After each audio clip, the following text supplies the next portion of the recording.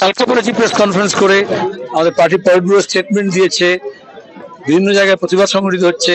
খোদ বাংলাদেশে লাল ঝান্ডা নিয়ে লোকে সংখ্যালঘু অধিকার রক্ষার জন্য সেখানকার যে হিন্দু ধর্মাবলম্বী মানুষ আছেন তাদের নিরাপত্তা, সেখানকার যে ধর্মস্থানগুলো আছে তার রক্ষার জন্য আহ্বান জানিয়ে লাল ঝান্ডা মিছিল করছে। কিছু লোক লাল ঝান্ডা নিয়ে ঐক্যের জন্য মিছিল করে, আর কিছু লোক উস্কানি দিয়ে হিন্দু মুসলমানের ভাগাভাগি করার চেষ্টা করছে। সিপিএম এর যা কাজ সেটা হচ্ছে যাতে ঐক্য থাকে, সম্প্রীতি থাকে, বাংলাদেশ থেকে যাতে শিক্ষা নিয়ে ধর্মের সঙ্গে রাজনীতি যাতে না মেশানো হয়, ধর্মীয় উস্কানি যাতে না হয়। তাহলে গোটা রাজ্য যদি বাংলাদেশে যা হচ্ছে, এখানে বেলডাঙ্গা যা হয়েছে, এখানে গোটা রাজ্য তাই হবে, সেটা আমরা চাই না। সাম্বালে যা হয়েছে গোটা দেশে যাতে না হয়, বাংলাদেশে যা হয়েছে, আফগানিস্তানে যা হয়েছে, পাকিস্তানে যা হচ্ছে, তাতে ভারতে না হয়, সে শিক্ষা নিতে হবে। আচ্ছা, ওয়াকফ বিলের দরকার কি হলো? লোকে যখন বিদ্যুতের দাম বাড়ছে, খাবার জিনিসের দাম বাড়ছে, যখন বেকারি বাড়ছে, যখন আদানি দুর্নীতি সামনে আসছে, তখন হঠাৎ ওয়াকফ, যারা ওয়াকফ শব্দ শোনেনি তারা হইচই করছে। হুগলি জেলায় দাঁড়িয়ে বলছি, যখন ওয়াকফ বোর্ড তৈরি হয়নি, ওয়াকফ আইন আসেনি, ওয়াকফ কাউন্সিল আসেনি, তখন হাজি মোহাম্মদ মহসিন, আজকে তার জন্মদিন, এই হুগলি জেলার প্রথম দেশের মধ্যে নিজের সমস্ত সম্পত্তি এবং টাকা পয়সা ওয়াকফ করে দিয়ে গেছিলেন। পরে এখানকার যিনি ইংরেজ অফিসার ছিলেন তিনি পরে সেটাকে এন্ডাওমেন্ট করে আইন সিদ্ধ করে করলেন। তারপরে সেটা অনেক বেদখল হয়ে যাচ্ছিল। আমি যখন ওয়াকফ মন্ত্রী হই, পশ্চিমবঙ্গে সংখ্যালঘু উন্নয়ন মন্ত্রী হই, তখন দাঁড়িয়ে আবার সেটাকে ওইসব নিজের ঝড়ঝাটির মধ্যে থেকে বার করে নিয়ে এসে নতুন করে একটা মুতাল্লিক কাউন্সিল তৈরি করা হয়, এবং তা আবার এখন ওয়াকফ সম্পত্তি থেকে রক্ষা করছে। গোটা দেশে এবং আমাদের রাজ্যে গত 10 বছর ধরে ওয়াকফ একদম হলেই করে বিক্রি হচ্ছে, লুট হচ্ছে সম্পত্তি। এখানে তৃণমূল, অন্যত্র বিজেপি, যে যেখানে শাসক দল আছে তার পঞ্চায়েত, তার পুরসভা, তার এমএলএ, তার এমপি, তার মন্ত্রী, আর কিছু যোগসাজশ আছে কিছু লোকজনের সঙ্গে, তারা এটাকে লুট করছে। তাহলে সেই লুটটা আটকানোর জন্য পার্লামেন্টে 97-এ আমরা পার্লামেন্টে তুলি, যখন দেবেগৌড়া গুজরালের সরকার হয় এবং তারপরে জয়েন্ট পার্লামেন্টারি কমিটি হয়, জেপিসি। সেই জেপিসি আমাদের দেশের ইতিহাসে পার্লামেন্টের সবচেয়ে বেশি দিন চলে, সবচেয়ে বেশি ভলিউমের রিপোর্ট দেয়। নাগাল্যান্ড থেকে মালদ্বীপ, কি বলে, লাক্ষাদ্বীপ পর্যন্ত যত ওয়াকফ সম্পত্তি আছে,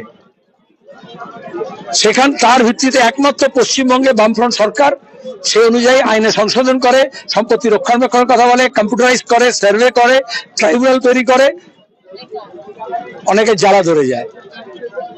এখন দাঁড়িয়ে গত 12 বছর ধরে লুট হচ্ছে, সেটা আটকাচ্ছেন না মমতা ব্যানার্জি, মোদী দেখাচ্ছেন। আর মোদী বলছে আমি নতুন আইন নিয়ে আসবো। ওয়াকফ অ্যাক্ট 1995 যথেষ্ট, সরকার সেটা প্রয়োগ করছে না। সমস্যাটা আইন প্রয়োগ নিয়ে, সমস্যাটা ওয়াকফ কাউন্সিল, ওয়াকফ বোর্ডের দুর্নীতি নিয়ে, মুতাল্লিদের দুর্নীতি নিয়ে, অধিক যে সমস্ত এনক্রোচমেন্ট হচ্ছে, যেমন সম্পত্তি দখল হচ্ছে, রিয়েল এস্টেট মনে করে সিন্ডিকেট রাজ, সেটা আটকাতে হবে। একটা আটকানোর কথা বলাচ্ছে। সবচেয়ে বেশি সম্পত্তি ওয়াকফের ভারত সরকার হাতে জমা আছে, ইংরেজের আমল করে। এই সরকার দোষ দিচ্ছে না। 1911 সালে যখন কলকাতা থেকে চলে যায় এখান থেকে ক্যাপিটাল দিল্লিতে, যখন নতুন রাজধানী হয়, তখন দিল্লির যত ওয়াকফ সম্পত্তি ছিল সেগুলোকে নিয়েই তার উপরে সব নতুন জিনিস গড়ে উঠেছে। আজ পর্যন্ত তার ক্ষতিপূরণ হয়নি, সেই মামলা সুপ্রিম কোর্টে আজ পর্যন্ত শুনানি হয় না। এখন দাঁড়িয়ে সরকার যেটা চাইছে, এখানে যেরকম সিন্ডিকেট রাজ করে মমতা ব্যানার্জি তোলাবাজি করে, তৃণমূল যেমন সব সম্পত্তি নিজের হাতে নিতে চাইছে, কেন্দ্রীয় সরকারও সেরকম ওয়াকফের যে বিশাল বিশাল সম্পত্তি আছে সেটাকে হস্তগত করতে চাইছেন। কিন্তু আইনত সেটা করা যায় না, এজন্য আইন পাল্টানোর কথা বলছেন, এজন্য আমরা তার বিরোধিতা করছি। হ্যাঁ, এটা তো বললাম। তাহলে সমস্যা হচ্ছে, তখন আমরা এটাই বলেছিলাম, আইন প্রয়োগটার সমস্যা। যখন আরজিকর কাণ্ড হলো, ধর্ষণ হলো, মমতা ব্যানার্জি কি বললেন, আমি নতুন আইন নিয়ে আসবো, একেবারে মোদির লাইন। আরে আমরা বলছি আইনটাকে ঠিক মতো প্রয়োগ করো। হাতরাস, হাসখালি, জম্মু, আসিফা কাণ্ড, ময়নাগুড়ি, পার্কস্ট্রিট, কামদুনি, আইনের কি অভাব আছে?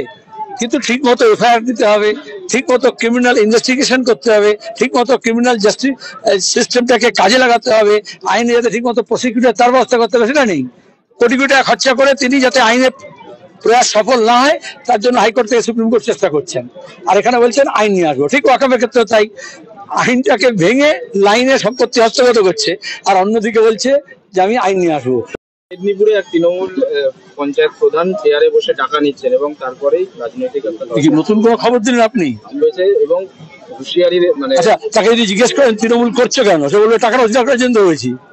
তাকে জিজ্ঞেস করেন প্রধান হয়েছে কেন, বলবো দেখো ভাই, আমি এখন টাকা নিচ্ছি না, আগে টাকা খরচ করে প্রধান হয়েছি, তারপরে একেবারে নমিনেশন পাওয়ার থেকে আরম্ভ করে ভোট লুট করা পর্যন্ত টাকা খরচ করেছে, তারপরে টাকা আমদানি করছে। মমতা ব্যানার্জি, বিজেপি এবং তৃণমূল উভয় মিলে এই নতুন মডেল চালু করেছে রাজনীতিতে, যে লুটে খাও, শুধু ওপরে 75% পাঠিয়ে দাও কালীঘাটে, তাহলে 25% নিয়ে তুমি যা খুশি করতে পারো। নতুন শিক্ষাবর্ষে স্কুলে নতুন পড়ুয়াদের ভর্তির কোনো নামগন্ধ নেই। প্রাক প্রাথমিক বা প্রথম শ্রেণীর নতুন পড়ুয়াদের ভর্তির সংখ্যা তলানিতে। বাধ্য হয়ে স্কুলে এসে শিক্ষক শিক্ষিকা দুয়ারে দুয়ারে যাচ্ছেন পড়ুয়াদের আনতে। সরকার কালকে বলবে, আমি একটা নির্দেশিকা জারি করছি, রাজ্য এবং কেন্দ্র সরকার সাধারণ যে শিক্ষা সেটাকে তুলে দিতে চাইছে। সরকারি পৃষ্ঠপোষকতায় যে বিশ্ববিদ্যালয় আছে, প্রাথমিক বিদ্যালয় আছে, মাধ্যমিক উচ্চ মাধ্যমিক আছে, মাদ্রাসা আছে, সব তুলে দিতে চাইছে। ফলো করি মাখো তেল, মাল্টিন্যাশনাল কোম্পানি দোকান খুলবে, দেশি কোম্পানি দোকান খুলবে, প্রাইভেট হবে, মুনাফা হবে। তার জন্য বিজেপি সরাসরি স্কুল বন্ধ করেছে, আর মমতা ব্যানার্জি স্কুল নিয়োগ করেননি, নিয়োগে দুর্নীতি করেছেন, mother service commission, school service কমিশনে দুর্নীতি করিয়েছেন। আর তারপরে এখন দেখা যাবে স্কুলে যদি 10 বছরে মাস্টার না আসে, তাহলে ছাত্র কেন যাবে? এটাকে শিক্ষাকে তুলে দেওয়ার জন্য ব্যবস্থা নেওয়া হয়েছে। আমরা তার বিরুদ্ধে, শুধু এটা বলা নয়, শিক্ষা আন্দোলন করছি, বিকল্প শিক্ষার নীতি নিয়ে লড়াই করছি, এবং যাতে শিক্ষা, যেমন বামফ্রন্টের আমলে জনশিক্ষা প্রসার হয়েছিল, সাক্ষরতা প্রসার হয়েছিল, নিরক্ষর কেউ থাকবে না, যে বয়সে ছেলেমেয়েরা স্কুলে পড়তে যায় সে বয়সে ছেলেমেয়েরা স্কুলের বাইরে থাকবে না, 100% এনরোলমেন্ট, এসব কথাগুলো নতুন প্রজন্ম ভুলেই গেছে। এখন শুধু শিক্ষা মানেই হচ্ছে পার্থ চ্যাটার্জি আর অপার টাকা। সেখানে দাঁড়িয়ে আমরা আবার যাতে শিক্ষার প্রসার হয়, শিক্ষা সংকুচিত না হয়, তার জন্য লড়াইয়ের ডাক দিয়েছি। তৃণমূলের গ্রামের নেতা এবং শহরের নেতা, তৃণমূলের গ্রামের নেতা এবং শহরের নেতা শোকজের জবাব দিয়ে হুমায়ুন কবির বলছেন, কল্যাণকে কেন শোকজ করা হলো না? আমি কি বলি? আচ্ছা, আমরা বুদ্ধপ্রণা রাজ্য এবং সীতারাম ইয়েচুরির স্মরণ সভায় এসেছি, তাদের রাজনৈতিক কার্যকলাপ, তাদের সাংস্কৃতিক জীবন, তাদের ব্যক্তি জীবনকে আমরা সেলিব্রেট করছি। সেটা তুমি যত অকল্যাণ কথা বলছো কেন? বাংলাদেশ নিয়ে কি বলবেন? বাংলাদেশের অবস্থান কি আপনাদের? স্পষ্ট কথা, এখানে দেশ জাতি ধর্ম থেকে আলাদা হয় না, নীতি মানে নীতি। সেখানে ধর্মের সঙ্গে রাজনীতি মেলানে কি ক্ষতি একটা বাংলাদেশে দেখা যাচ্ছে। সেখানকার সংখ্যালঘু মানুষের উপর অত্যাচার হচ্ছে, তার প্রতিবাদ আমরা করছি। সেখানকার মানুষের বামপন্থীরা প্রতিবাদ করছেন, এবং সেখানে আইনের শাসন হোক, গণতান্ত্রিক ধর্মনিরপেক্ষ স্থায়িত্ব সম্পন্ন বাংলাদেশ হোক, সেটা আমরা প্রথম থেকে চেয়েছি। সেখানে দেশি বিদেশি নানান শক্তি কাজ করছে, মৌলবাদী শক্তি কাজ করছে। আমরা প্রথম থেকে বলেছি, আমাদের দেশে হোক, বাংলাদেশে হোক, আফগানিস্তানে হোক, পাকিস্তানে হোক, ধর্মের সঙ্গে রাজনীতি মেশানো যাবে না, মৌলবাদী শক্তি বারবারান্ত চলবে না, এবং সেখানে জাত পাত ধর্মের নামে হিংসা ছড়ানো যাবে না। ঘৃণার রাজনীতি হচ্ছে, ঘৃণার রাজনীতির বিরুদ্ধে কথা বলতে হবে। ঘৃণা দিয়ে ঘৃণাকে জয় করা যায় না, সম্প্রীতির মধ্য দিয়ে বাতাবরণ তৈরি করতে হবে। আপনারা গাজা প্যালেস্তাইন নিয়ে মিছিল করেছিলেন, বাংলাদেশ ইস্যু নিয়ে কি কোনো কর্মসূচি নিচ্ছেন? আপনি গায়ে জানেন কোথায় আছে? আপনি জিজ্ঞেস করছি আপনাকে, কোথায় আছে, কোন মহাদেশে? হ্যাঁ, তো সেখানে দাঁড়িয়ে কি হচ্ছে জানেন? গত 11 মাস ধরে, 12 মাস ধরে, এটা আপনার বাংলাদেশকে লঘু কেন করে দিচ্ছেন বা গুরু কেন করে দিচ্ছেন? এটা নির্দিষ্ট রাজনীতি। আপনি বলুন বাংলাদেশের জন্য কিছু করা উচিত। এটাকে বলে কম্পারেটিভ কমিউনালিজম, তুলনাত্মক। এটাকে বলে ওয়াটার লটারি। এটা বিজেপি শেখায়, RSS শেখায়, আপনি না, আপনার এডিটরকে শিখিয়েছে। আপনি প্রশ্ন করছেন ওয়াটার লটারি, ওই ব্যাপারে করেছেন, এই ব্যাপারে কি করলেন?